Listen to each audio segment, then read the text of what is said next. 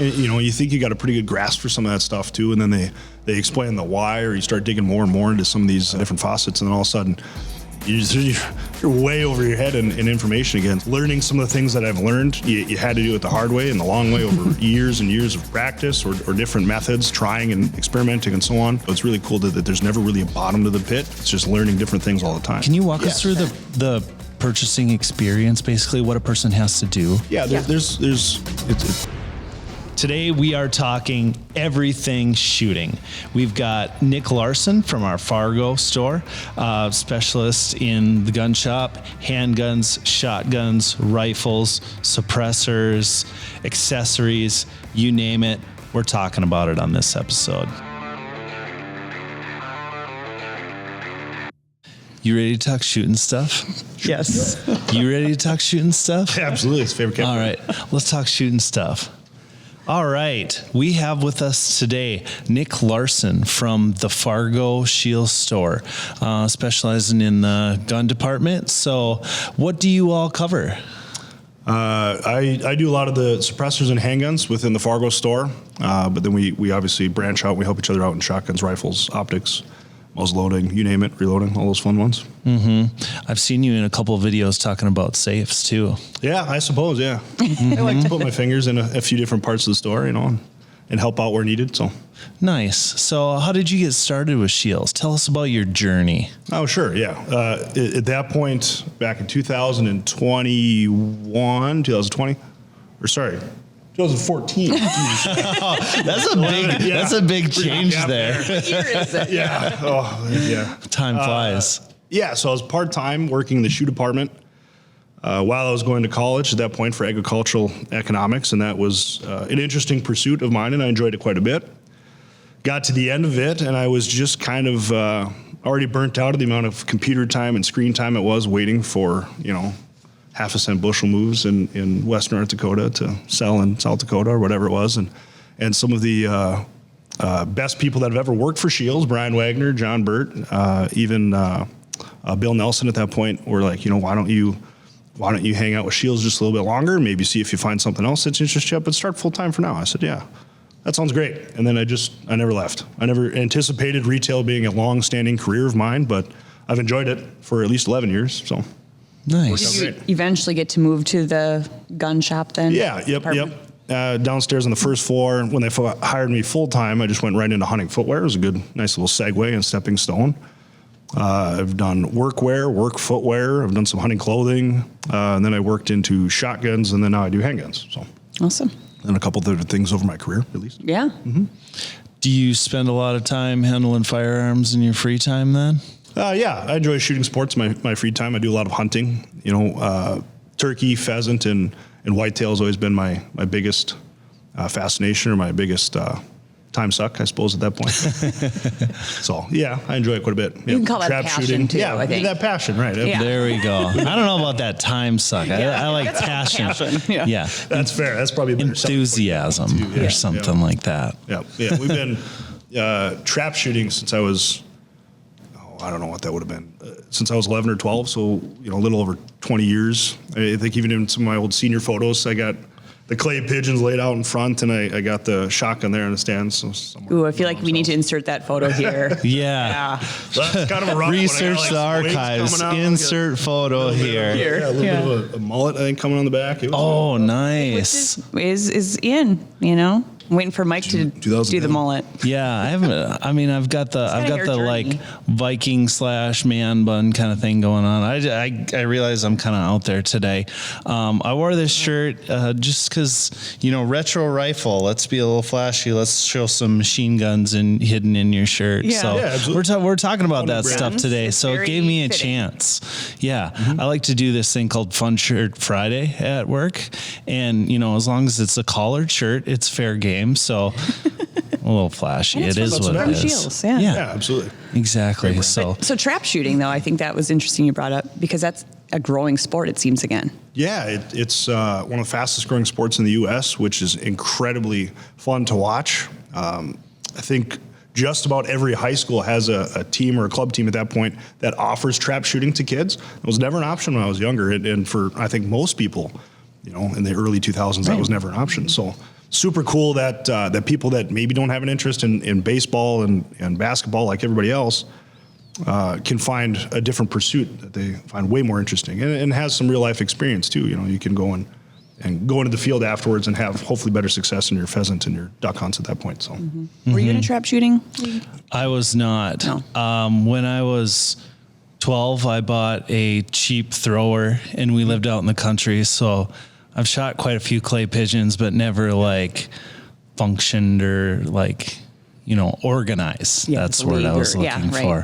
hopefully you're not like me then, or like most kids. I think that probably has at least one fond memory of trying to cock that half cock on that thrower and either, you know, busting a finger on it or letting it catch you in the shin while you accidentally let it go. Oh yeah, they make ones that are a lot safer nowadays.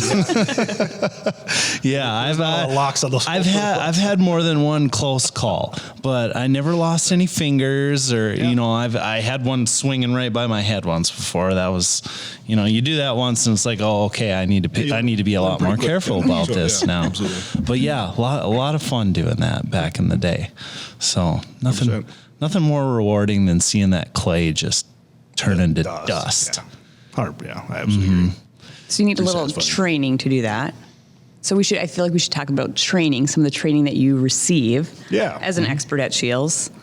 You guys got to connect over the Loophole grad school? That's right. I don't think I've seen you since, what was that, May last year? Were we at Gun University too? I was. This year. Oh, Okay. okay. 2 years ago I did, yeah. So obviously lots of different opportunities. Well, piles of different opportunities. It's great that SCHEELS puts so much time and effort in their associates to not only grow their interests, but to grow their career at the same point, right? Learning some of the things that I've learned, you had to do it the hard way and the long way over years and years of practice or different methods, trying and experimenting and so on. Like trap shooting, you know, the guy that taught me to trap shoot was this old guy, Ron, that shot a single shot 20 gauge and it worked out well for him, but I just couldn't quite get it like he did. So going to different universities, I've learned a lot of different things that have helped my personal life in shooting, as well as it has helped me hopefully steer customers in the right direction too. Right. So. Mm-hmm. Yeah. It's just crazy the amount of stuff you learn there. Well, like the Loophole University was nuts just for the volume of rounds that were fired, just for testing that sort of stuff and learning about how things were developed, why things were developed. Yep. And then, you know, Gun University, kind of the same thing. Like I fired more between those two events. I fired more rounds in those 5 days of learning than I probably did my whole life combined. It's just nuts. And, you know, you think you got a pretty good grasp for some of that stuff too, and then they explain the why, or you start digging more and more into some of these different facets, and then all of a sudden you're way over your head in information again. So it's really cool that there's never really a bottom to the pit. It's just learning different things all the time. Yeah, for sure. And I found really interesting shooting like a $300 shotgun versus like a $15,000 trap gun you'd see like at the Olympics. Yeah. It's like, wow, these are very different. You know, like forgiveness wise and just the way things like feel and flow. It took a little bit, like the high end ones, you have, you know, it's a bit of a learning curve, but once like you figure out the proper form, it's like it almost does a trick for you. Absolutely. It's crazy. You know, and that's the beauty of some of this modern engineering with CNC machines and all these different things that it can get you pretty close to the end game, but you still got to be the next guy to close the gap between you and perfection. So, Absolutely. And so obviously not every associate goes to a university or a grad school, but those that do go come back to the store and then to teach. Yep, absolutely. And so, you know, it honestly be our goal to send everybody and have everybody learn, but it's tough because we want to make sure that those class sizes are usually pretty small so that everybody learns something, especially for career associates, that they can bring back and teach, either teach customers or teach the other associates that they work with. And so sometimes it is more of a branched out, you know, teaching the store through teaching one guy, right? Sure. So it's been crucial. Like Loophole, we went over everything Loopholes, and then we came back and we cleared up a lot of confusion and really steered the guys into a nice direction for Loophole at least. And then all the other things too, right? We did long range shooting, we did ballistics with Hornady, we did a whole pile of different things that week. But And then Gun University, is that shotguns, handguns. Yep, pretty much everything you'd see in that shop, from shotguns, handguns, rifles, to a little bit of scope stuff, to suppressors, to gun even building, cases and building. Yeah, we built a lower part of the AR there. That was pretty wild. Like, I mean, I'm familiar with guns and their components, but I'd never like built one. And then it's to see like, oh, all of these pieces turn into something really awesome. Yeah, absolutely. Right. I shouldn't say it's impossible, but it's next to impossible to just be an expert in every single thing coming into SCHEELS. And so we have some associates that are excellent trap shooters. Down in Texas, they have a former Olympic champion that's a trap shooter there. And she's excellent, and she's my go-to even when I have questions sometimes. However, maybe handguns and rifles is something that we can work on a little bit too. I did a lot of rifle shooting growing up, and I thought I was a pretty good marksman. And then you start really getting into it, and so you start mixing in long-range stuff and different ballistics and apps and coefficients, and boy, you really realize that there's a lot more you still don't know. Oh, yeah. When you're deer hunting in, like, Minnesota woods, and you're like, oh, I can shoot anything within 200 yards. And then you step into the long range game, and it's like, oh, I'm shooting almost up to a mile now. That's a whole new ball game. Yeah, absolutely. When you have to learn to hold for wind, then you're moving on. Yep. Gun University, I think, is by far one of the greatest resources that SCHEELS has. And vendors definitely kick up the notch, too, to really step in and help us learn, too. It's incredible how much information you go through. In long days, long hot days, right? 7 to 7 to 9 of shooting and information and shooting and more information and so on. But it's a really great way to catch people up to speed real quick on some industry leading. Man, it's fun. And it's a ton of fun. Yeah. Yeah. And absolutely. it really sets SCHEELS apart. I think like so. where else can you go and really talk to someone that has that firsthand knowledge? Yeah, absolutely. With the vendor. It's a huge difference. Yeah. So Mike told me we were talking shooting stuff. Yeah. So what's new? What's exciting in the gun shop? What are you really excited about this year? There's a few things really in a few different shops. Over the last couple of years, there really hasn't been a whole lot of R&D because there's been, a lot of restrictions as far as inventory, right? So it's always been very tough to get product. But now that we're kind of back to normal, which is absolutely great, Benelli just released a brand new Super Black Eagle variant at that point called the Benelli Super Black Eagle AI, which stands for Advanced Impact. They redid some barrel geometry, and then they come with a whole new proprietary choke system, which is going to get guys 40% faster shot speeds and a tighter shot string at that too. So that was a really, really cool system that Benelli's developed. Pretty excited to shoot it. I haven't shot it yet. We just got the first guns in earlier this week. As a matter of fact, a couple have already sold off the shelf. So I think Benelli really changed the game there. So later in the spring here, we're going to get out and shoot them and really test it. But really, really cool system that Benelli's developed to this point. So. Yeah. So if you're curious about the new Benelli, head to the SCHEELS store and check it out. They'll be able to tell you. Yeah. Oh, absolutely. If you're in really Fargo, talk to Nick about it. Yeah. See you there. If we step over to the rifle side of things, Seekins just kind of changed the mold for a lot of different rifle manufacturers. They got Gun of the Year at SHOT Show, which is a huge, huge award. They changed up their entire lineup. With the Seekins PH3 they just released, then they have the Element M3s, and then the hit rifles, a whole new action that they're on now, so they're a shorter 60-degree bolt throw.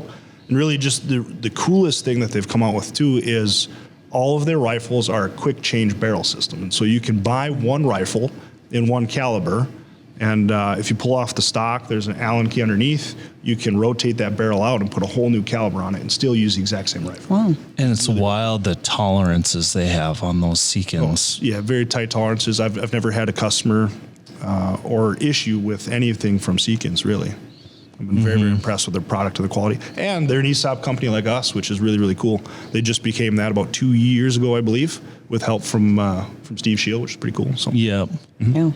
Yeah, I love how just like that interchangeable barrel system with their, especially like hunting application stuff. It's like, oh, I got a combo elk mule deer tag out in Montana or whatever. It's like, all right, I'll bring my 300 and then I'll, have a different caliber for mule deer if I want to or whatever. And it's just like, you can bring those two barrels and have like a different scope on each and like just bolt it on and you're lethal with both of them. Yeah, So you've got like crazy. the same body, the same trigger, the same platform. So it's for like something you're comfortable with. Just swapping out the barrel is all it is.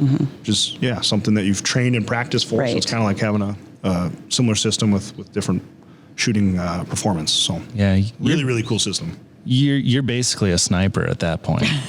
Almost. Well, we talked to him. Yeah, exactly. Weatherby has a really cool rifle that they're building up to be SCHEELS exclusive later this year. A very feature-rich rifle for an awesome price point. So I'm very excited for you guys to see that one. That won't be out for a little while yet, but it's once that comes, I think that's going to be a really cool system for everybody too that maybe doesn't need to get to the Seekins price point. So. Sure. Yeah. So how did it become like a SCHEELS exclusive? Do we associates like you work with them to tell them like these are the things that we would like? It wasn't me by any means. I think it was more of our buying team. Some of our very knowledgeable and expert level line leaders as well. Right, they're experts as much as we are, if not more. And they teamed up with Weatherby, who also wanted to be a part of SCHEELS as well. So it was a great mutual connection that we had. And we wanted to grow their brand, and they obviously want to grow. So they came out with a very feature-rich rifle for an awesome price point. So I'm excited for you guys to see that. It's sort of a variant of that meat eater rifle, right? Yep. A little different camo. They put a little different muzzle device system on the end of it too, mags and then a rail and so on. So it'll be a really cool piece. Okay. Nice. Yeah, absolutely. Yeah, I'll have to check. List right now. I know. I got a whole wish list. It's the toughest like a thing mile in the gun long department because you see the really cool stuff that comes out. And you're like, I don't know, maybe. I mean, I haven't shot this one for a little while, so you start pondering trades and different things that you might do maybe to get the new one. So. There's a couple new handguns on the market too, isn't there? There is actually. Staccato just released their P4 at SHOT Show, P4 and P4.5. Which is all the best parts of a Staccato or all the best parts of a 2011, but it takes Glock mags. So a little bit more user-friendly for most folks because it's got ambidextrous slide release and ambidextrous safeties, which is, pretty important. There's more lefties out there than I think people know about sometimes, and a lot of people have Glock mags around their house one way or the other, whether they own a Glock or have a different platform that also uses Glock mags. So. The 4-inch is the one that was just released on the 28th of January. That one will be in our store very shortly. And then the 4.5 model is the one that's going to have a little sight tracker on the front of it. That will be sometime later in the spring or early summer-ish for the most part. But if you're in Fargo or somewhere near Fargo, we have Staccato coming to town on March 18th to do an open to the public demo. So that'll be a great opportunity to try it or their other platforms. So that's a really cool piece. Kimber just released the 2K11, which is their shot at a 2011. They've been making 1911s for many years. And so what is the difference between a 19 and a 2011? Really just the capacity, right? So a 1911 is a single stack firearm, usually in a 45. They do make them in 9 or 10 as well, but it's single stack. A 2011 uses very similar parts, pieces, and even fitment as a 1911, except it's just a double stack magazine or double stack grip, right? So trigger shoe is a little bit different, but same takedown pins and safeties and so on is all the same. Just double stack. Double stack 9, double stack 45 for Kimber. That's really cool on that 2K11. First time in a while that somebody's made one of those. It's been at least 6 or 7 years as far as I can remember for double stack 45. So pretty excited for that one too. That's cool. And I want to back up just a little bit. You briefly mentioned like the Staccato gun demo. Yeah. We have these gun demos at our various SCHEELS stores. And if you're on social media, make sure to follow the local SCHEELS pages, and they'll post events like this. It gives you an opportunity to shoot something like a Staccato. Like if you've never shot a Staccato before, do yourself a favor, go to like the Facebook event page, like their page, check that out, go shoot a Staccato. You'll see why that price tag is the way that it is. A little tough to look at sometimes, but after shooting them for a while, it really, I think, clicks for a few customers, just the level of precision that you're getting, the softer recoil response, everything about those guns are just a ton of fun to shoot.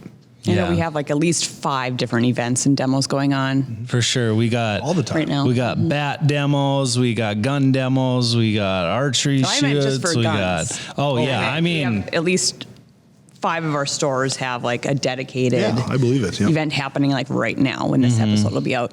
Yeah, SCHEELS has done that for a long time, but we always try to do some kind of try before you buy experience, because you know what, it is tough in the firearms world to sometimes swallow that price point without trying something right away. So even if you don't like it, at least you could say you got to try it, you know. So that's a huge thing we do in all of our stores, like you said. Yep. Bat demos and ping pong, whatever it is. But yeah, I haven't seen the ping pong ones. I'll keep an eye out for that one. I think it's pickleball. Pickleball. Okay. Same thing, but yeah. I did just buy a ping pong table, and we do love it. So okay, and pickleball is super fun. I didn't think I'd catch on to it, but I tried it a couple times, and it's like, we were on a team. We were. Yeah. We crushed. Yeah, nice work. Really? Yeah. Yeah. Yeah. You take the other half of campus to we would sign up, and Fridays we would go out to these courts not too far. Yeah, we got some not too far from here, so probably wouldn't want to do it right now outdoors. A little bit. I think it's probably covered with snow. It would be a lot more challenging. I don't think we even had our video editor. Yeah. He was there too. Nice. Yep, Yeah. Absolutely.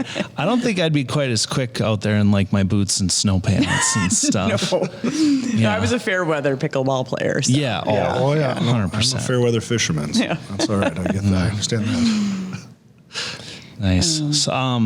So I'm really curious to talk about suppressors. So I think there's been a huge trend in just like people that own them. There's been a lot of movement in like legalities, how to get them, but like the benefits are just incredible. Cause we had talked a little bit about Gun University earlier, and like I said, I shot more of those few days than I had my whole life. And a majority of like, especially the rifles, were all suppressed. And it's just target acquisition, being able to stay on, just quieter recoil reduction. I'd shoot stuff with suppressors. I moved to one without, and it's like, oh, this is, it made me want to put a suppressor on every gun that I own. Once you shoot with a suppressor, it's very tough to go back to shooting without it, honestly. Well, and can you put one on every gun that you have? Most guns, absolutely, yeah. There's different suppressors that all do different things. There's the three main categories. You've got your rimfire suppressors for 22s, 22 LR, 17 HMR, 22 mag, and so on. You've got handgun suppressors, pistol suppressors for your staccato, for your Kimber, or anything else that might be just a pistol caliber that you would want to suppress. And then we've got rifle use suppressors, and that's probably the most broad category because there's so many different suppressors that all do just a few different things, but it really is a game changer shooting suppressed. The old style of hunting, where you go out and either wear huge headphones or earplugs while you're hunting, which is uncomfortable and you can't really hear what's going on, but your ears are protected, or you don't wear anything and you're shooting and you're damaging your ears at that point too. So this makes a huge difference in everybody's safe, Absolutely. Can you just walk us through like suppressor composition and how it actually works, what it does when you screw that thing on? So what makes suppressors so much quieter than shooting a rifle without is this, it's designed like a water bottle or a cone, and within that system is a certain amount of baffles, in which they take those baffles and they're either welded in or they're just stacked in there in aluminum sense. And as the bullet passes through that suppressor, those gases that are immediately following that bullet are getting spread out into each baffle, and cooling down and then slowly exiting through the suppressor at that point, versus it all happening right at the end of the gun or right at the end of the muzzle, typically. And that usually creates that very large boom or concussion that we all know and love too at that point. But. So do you kind of miss that then when you? Not so much anymore. No, I for one, really I do not miss it. It's something that you grow accustomed to, but after owning a few suppressors, shootings with suppressors, I think those days are mostly gone behind us. Okay. Even being at the range, and you've got some guy just a few bays away that's got a huge muzzle brake on some big bore caliber of some kind that's just. And he's shooting and it's just rattling all the stuff on your bench and throwing dust up everywhere. And I think those days are gone, hopefully. So. Yeah, you can just see it in like the evolution of the gun shop. If you would have went there 5 years ago and looked around at all the rifles to see how many were just suppressor ready versus the ones that are there today. Like there's likely more that are ready to just, bolt it right on versus having to get them threaded and stuff. The only person that hurts probably is just the gunsmith. I mean, they used to get piles of work threading barrels and so on. Now they just come from the factory that way. So absolutely. Great addition. Yeah, absolutely. But you do have to purchase a suppressor separately. Yeah. Can you walk us through the purchasing experience, basically what a person has to do? Yeah. There's a lot that goes into it. There really is. The first thing that we'll start with is that suppressors are very similar to handguns, where you must purchase them in the state that you reside. So unfortunately, my Minnesota friends, I'm not able to take care of them because they live across the river. But we do have multiple, if not all of our stores that do stock and carry suppressors and so on.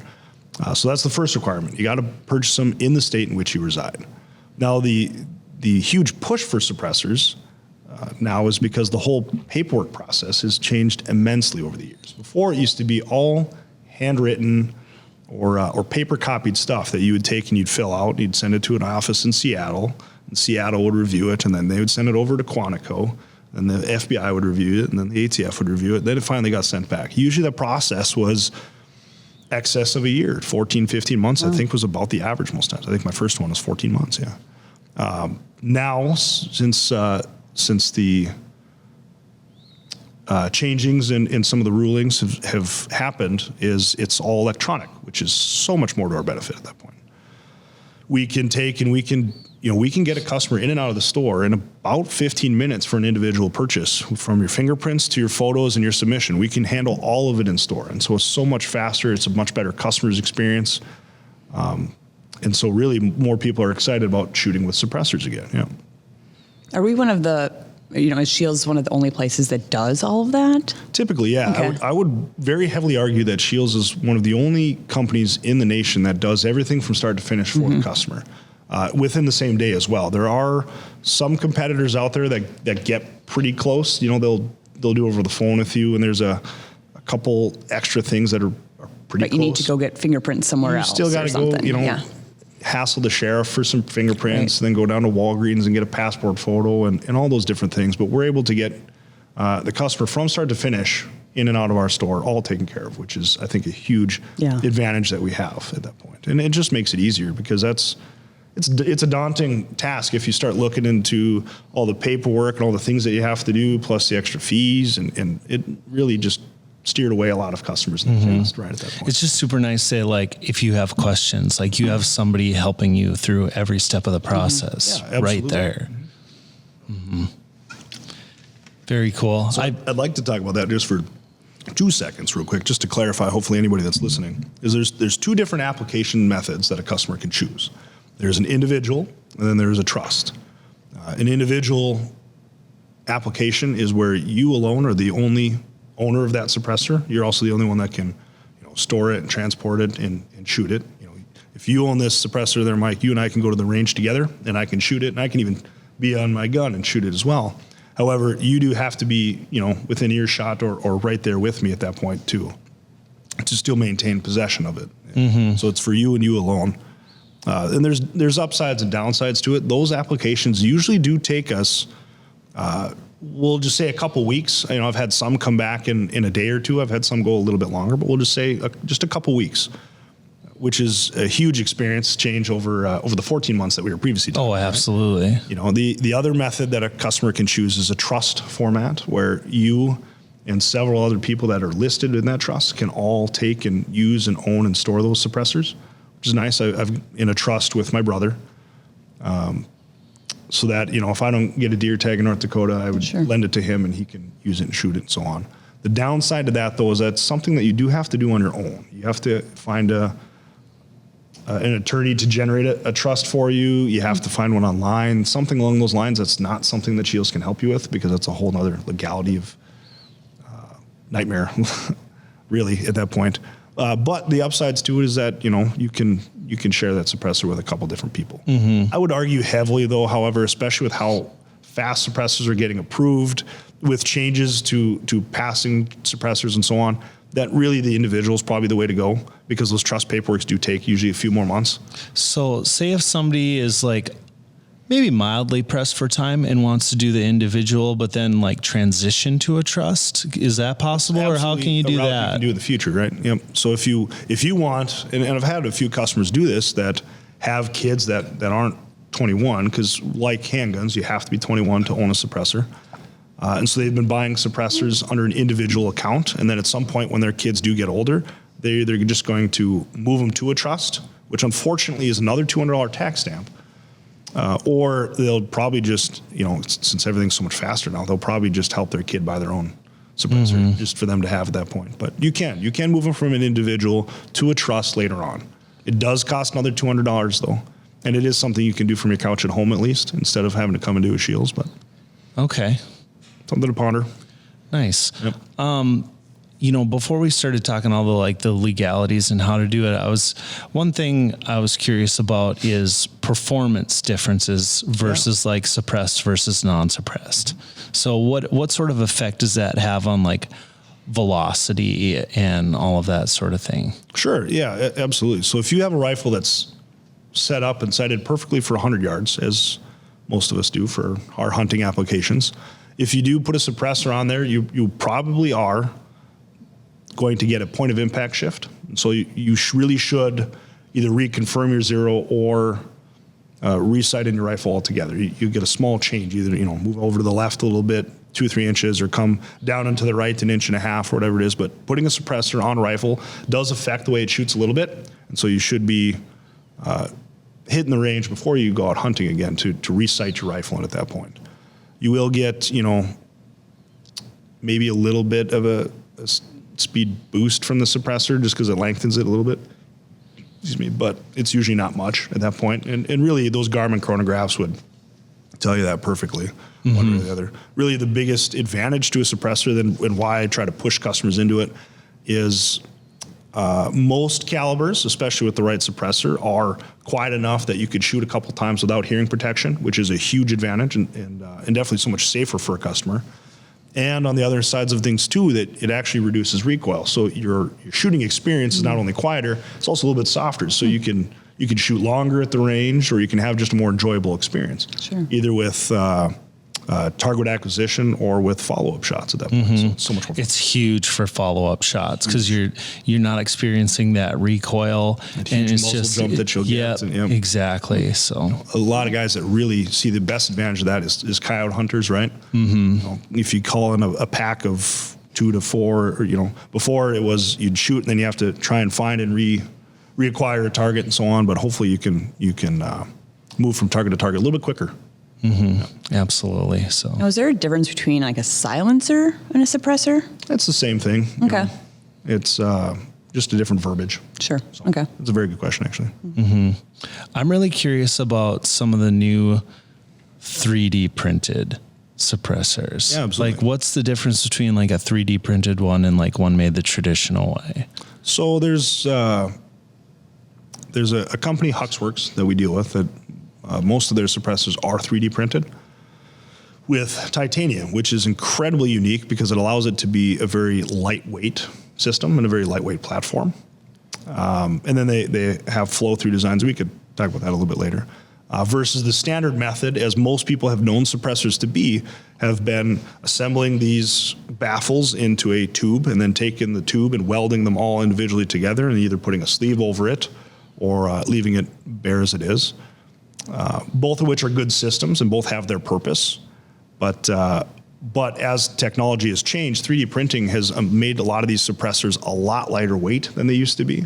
Some of the older ones, back when they first started suppressors, well, not back when they first started, even just a few years ago, were probably double the weight, if not a little bit more. And that hanging off of your hunting rifle or hanging off the end of your platform that you're using gets a little cumbersome at that point, and it can affect the way the rifle shoots. So, especially if you're walking 10 miles in the backcountry. Yeah, you notice that quickly, half don't you? the weight makes a pretty big difference. Yeah, some of those were just shy of 2 pounds. At that point, some of those older early suppressors. Yeah, and 2 pounds doesn't seem like a lot. But like I said, if you're walking 10 miles, that 2 pounds makes a difference. Yeah, ounces make pounds and pounds make weight.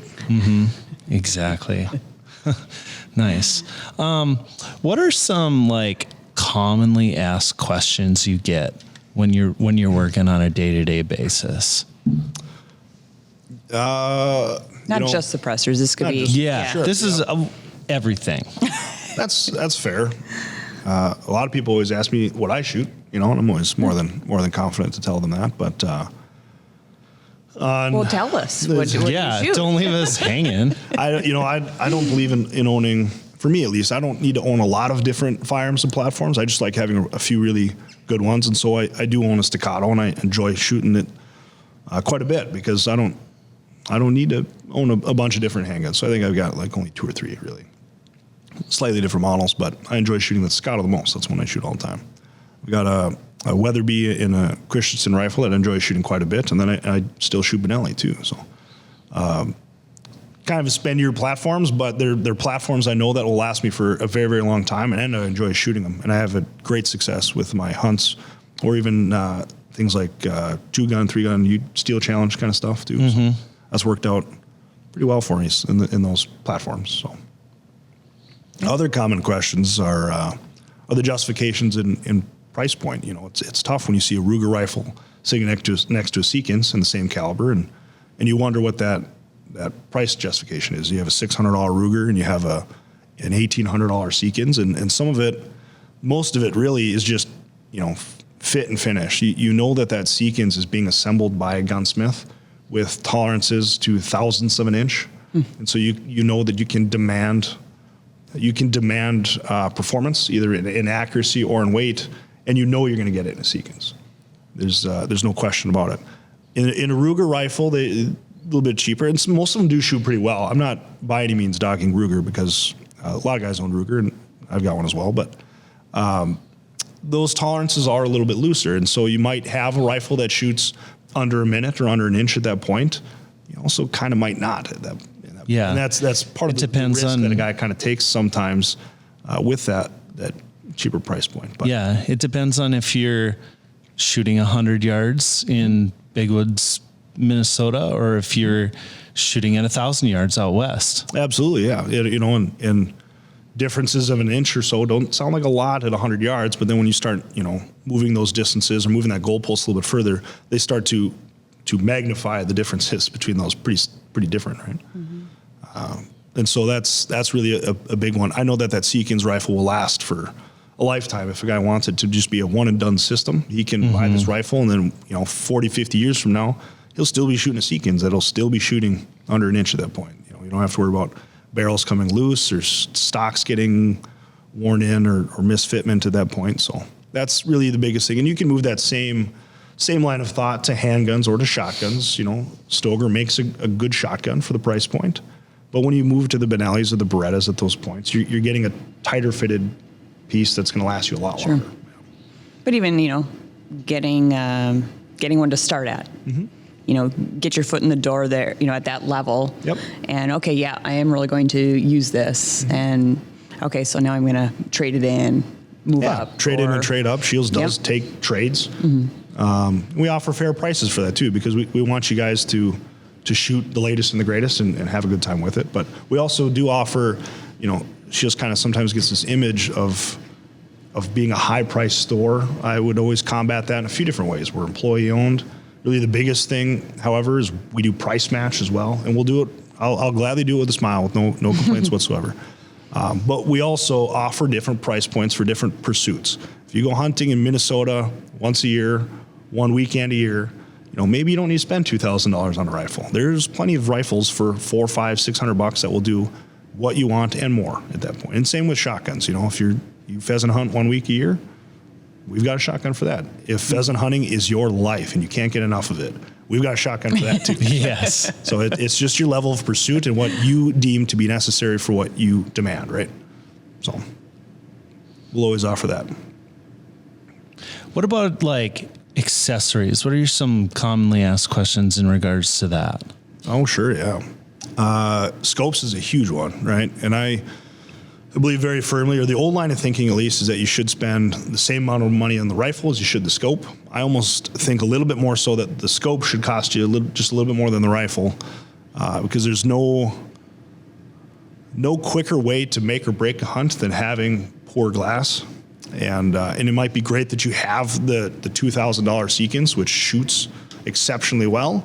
But if you can't see what it is you're looking at, 15 minutes before or after, it didn't really help you out any at that point. So I'm a very strong believer that good glass can make or break a hunt, and the experience of it. So here's a good thing. You can date the body, marry the optic. Marry the optic, yeah. Okay. I was not expecting that, but it makes a lot of sense. You're welcome. Might actually you can use that for a little bit. Yeah, there you go. I've heard it for a camera. Hear that once or twice in the hunting shop now. Yeah. Absolutely. So that's a very common one that I very firmly believe that you should and need to have great glass on your rifle system too. So for handguns, I think one of the most overlooked accessory is it's the simplest thing. It's $30. It's a mag lula for loading your magazine, so you don't have to press and hurt your fingers and your thumbs and get all sore after loading up all that ammunition. It's just a little thing that you squeeze, and it helps you feed in the ammo without wearing out your knuckles or your fingers at that point. Yeah, your thumbs will thank you. Yeah. Gun University, I'm sure you might have loaded a couple mags there, right? Oh, yeah. Between the thousands and thousands of rounds that you shoot over that course of that week. So definitely pinched a few fingers. Yeah. So that's a huge accessory I think a lot of people neglect at that point, but I think that's a good one. Quality ammunition is another huge one too. You're going to spend on a hunt in Western North Dakota or in Montana or what have you at that point. You're going to spend hundreds of dollars on gas. You're going to spend hundreds of dollars on a rifle, scope, boots, pack, all the fun different things. But then you're going to look at the ammo shelf and maybe try and save 10, 15, 20 bucks. I'm not going to risk an entire hunt or a whole weekend worth of hunting just to try and save a little bit of money on ammunition. And it's clear that premium ammunition does translate to tighter groups, and then hopefully a more successful hunt at that point too. The bullet's going to expand the way that I need it to finish my hunt, and I can expect that the accuracy that I need at whatever distance I'm at will also be there as well. So ammunition, good scope, and for the handgun guys, you gotta have a system to load your mags a little bit easier. Makes it easier. Mm-hmm. So those are probably the most common accessories that I try to get guys on, I would say. Makes a big difference. Yeah. We wait all year to hunt. I'm not going to risk it for 20 bucks. Exactly. Or a cheap scope at that point too. Mm-hmm. Are you red dot? Is that a... Yeah, red dots is a huge thing now in handguns. That's a great point now. As more and more people are translating or transitioning, I should say, more so to red dots instead of iron sights. And especially for concealed carry use, I don't think there's any reason that you shouldn't carry red dot. If you just look at the systems all together, you're trying to line up the rear sight with the front sight with your point of impact. But with a red dot, it's just dot on target and you pull the trigger. And so if you've sighted it in, you've done a little bit of practice with it, you can expect that you should be more accurate and faster at following up your shots. You should be a little bit more accurate. Excuse me. There's no reason not to shoot with a red dot. Mm-hmm. And even just from a standpoint of choosing a certain discipline, like let's say 2-gun, 3-gun challenge where you're transitioning from target to target and running through a course, you can expect that a red dot gives you instant feedback as to how you're shooting. So if you're shooting low left, you'll probably be able to watch that dot fall low left as you're shooting it. Sure. Instead of with iron sights, you got to do a little bit of guesswork. Are you burying the front sight, or are you lightening up your grip, or whatever it is? So yeah, that's exactly what I was going to mention. Just that instant feedback. Like if you're pulling, you can literally right watch the red dot move. Yeah. Like, oh, I screwed that one up. Whoops. Maybe if it takes you a little bit to find that red dot, you might have to tighten up your grip a little bit, or whatever it is. But instant feedback is huge, and so hopefully it shortens that learning curve for people that are either new shooters or at least just trying to learn a new platform. So red dot's a huge thing. Yeah, and not just for pistols either, like putting it on an AR. Like spending time shooting at Leupold University, they have those red dots set at a 45-degree offset, so you can just pull up right away using the red dot, and then all of a sudden you shift it right over, and then you're right on that target. Just target acquisition is huge. And both sides open too, right? So you don't narrow your field of view. Mm-hmm. I'd never shot with a 45 offset until I actually went to Leupold, and that was made a big difference. I was actually pretty impressed by that. Absolutely. I mean, and you could put it on top of your scope too. You know, like you have a little bit of, you know, shoulder movement there. You have to get used to that. Yeah, but still, like target acquisition wise, so much quicker. Very quick. Mm-hmm. Absolutely. Awesome. Yeah. So anything else we want to cover here? Anything else? Any tips you want to give? Tips. You know, for the upcoming hunting season, I would say start practicing now. I know it's February, but start narrowing down, you know, what you want for your rifle or for your system, either to save money or start practicing, right? And so that way, when you hit the field, you know that you're going to have a successful hunt, right? You don't have to worry about tracking animals. You don't have to worry about extending out your hunt because you were unsure of certain distances. So get out and practice and shoot. That'd be a huge, huge thing. And if you have questions on suppressors, like please stop by and talk to us. We love talking about shooting sports and hunting, and I like educating people about suppressors as well. And I don't think, in today's day and age, I don't believe that there's any reason that anyone should be shooting a rifle without a suppressor. Mm-hmm. It's just an overall better experience. And there's different ones that do different things. So you know, let us know what works best for you, but we'll find you something that works. And are there different ones for different types of game then, if you're shooting? More so for like the different calibers or platforms that you might be shooting, right? And so for like an AR system, a common problem that usually comes from shooting with a suppressor is that typically you'll get gas back or blowback, what they'll call it. So it'll come back and it'll come up either up into your face, or it'll force overgassing, which is when your brass starts flying way in the next zip code. And that gets to be hard on parts and pieces when it's coming back so hard and so violently. And so there's new suppressors out there that have what they call a flow-through design to bleed some of that pressure and gases out the front instead. So it's just a better experience. It's easier on your rifle too.